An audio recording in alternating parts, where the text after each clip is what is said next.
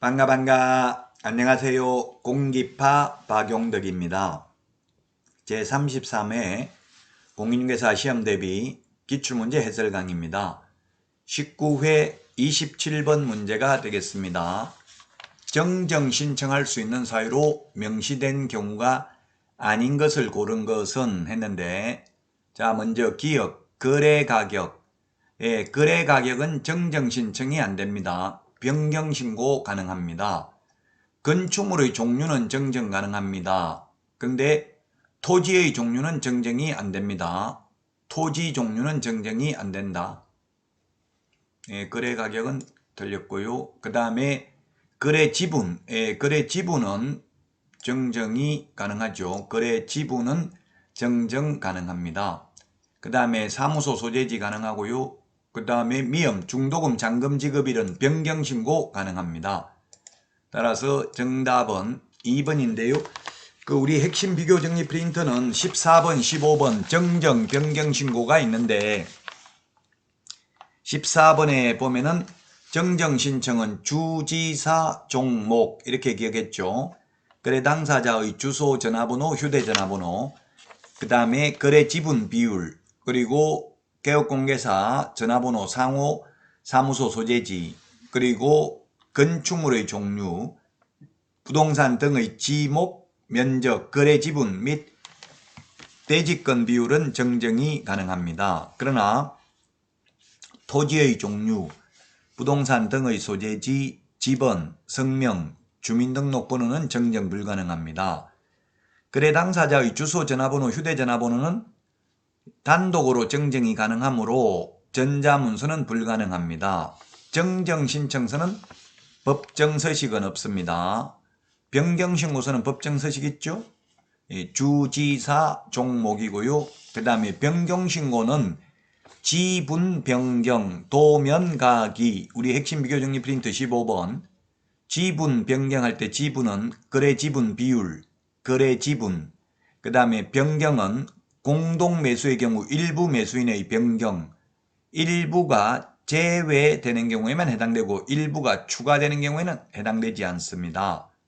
그 다음에 4번에 거래 대상 부동산 등이 다수인 경우에는 일부 부동산의 변경 가능한데 일부가 제외되는 경우만 가능하고요. 일부를 추가하는 경우는 변경이 안 되고 추가되는 부분은 새로 부동산 거래 신고를 해야 됩니다. 5번 중도금, 잔금 및 지급일, 도, 가기, 면은 면적, 가는 가격인데 공급가액 또는 옵션 비용은 단독으로 가능하므로 전자문서 불가능합니다. 그 다음에 8번에 계약 조건, 기한 변경 가능합니다. 면적 변경 없이 가격을 변경하는 경우에는 계약서 사본을 제출하러 가야 되니까 전자문서는 불가능합니다. 정정신청은 언제든지 가능한데 변경신고는 등기 신청 전에만 가능합니다. 이 정정신청, 변경신고는 보면 최근 10년 동안 3문제 출제됐습니다. 3년에 1문제 정도 출제되고 있는 파트입니다. 정답 2번이 되겠고요. 변경신고해야 될 사항, 정정신청이 있는데 정정도 가능하고 변경도 가능한 게 3가지죠. 거래 지분 비율, 거래 지분, 그 다음에 면적, 이 3개는 정정도 가능하고 변경도 가능합니다. 거래 지분 비율, 거래 지분, 면적 3개는 정정도 가능하고 변경신고도 가능하다. 정정신청도 가능하고 변경신고도 가능합니다. 자, 다음은 28번 문제입니다. 28번. 틀린 것입니다. 1번 협회는 법인으로 합니다. 자연인이 아니고 법인이죠. 그리고 총회 의결 내용은 지체 없이 국토부 장관에게 보고해야 됩니다. 우리 프린트 50번에 1번에 있고요. 3번 지부를 설치한 때는 장관이 아니라 시도지사, 지회는 등록관청에 신고를 해야 됩니다. 따라서 3번이 틀린 정답이 되겠네요. 이거 지부 지회 설치 빼고는 다 국토부 장관이죠. 자, 그 다음에 4번에 회원 300명 이상이, 발기인은 300명 이상이 돼야 되고요. 창립총회는 600명 이상이 출석해야 되고요. 그 600명 중에는 서울에서 100명 이상, 광역시密도에서 20명 이상이 참석해야 되죠.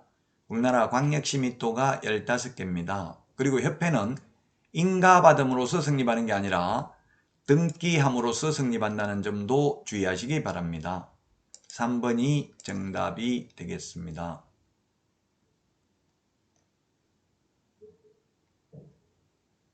다음은 29번 문제입니다. 29번 문제. 틀린 것입니다.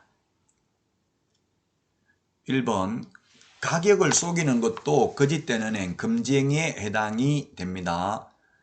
매도 의뢰인이 팔아달라는 것 가격보다 무척 높은 가격으로 매수 의뢰인에게 제시하고 그 차액을 편취하는 행위도 거짓된 은행에 해당된다는 게 판례가 되겠습니다. 맞고요. 그 다음에 2번입니다. 개업공개서는 매도 의뢰인이 진정한 권리자와 동일인인지 여부를 알지 못하는 경우 필요한 때에는 등기사항 증명서와 주민등록증에 의하여 이를 조사 확인하는 것으로 족하다, 충분하다, X네요. 충분히 족한 것은 아닙니다. 2번이 정답이 되겠습니다.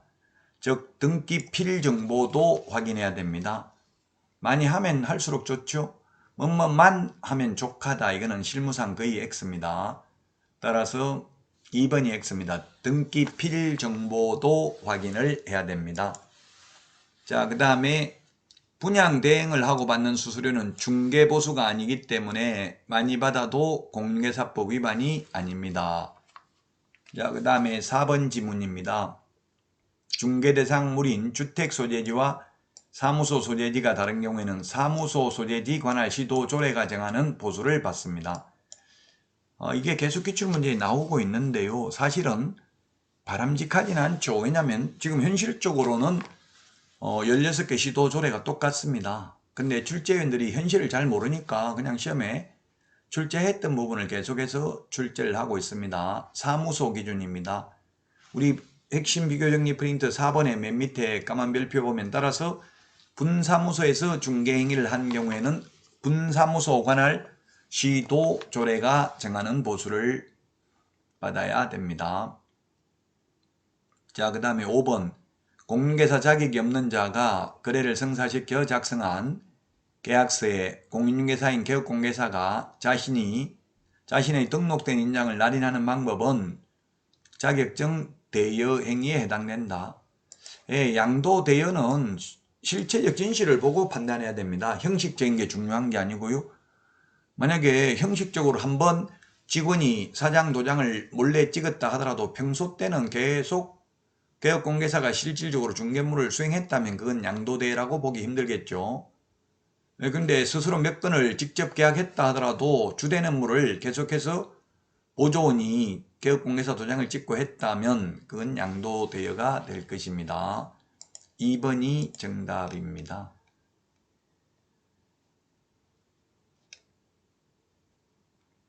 판례가 되겠습니다.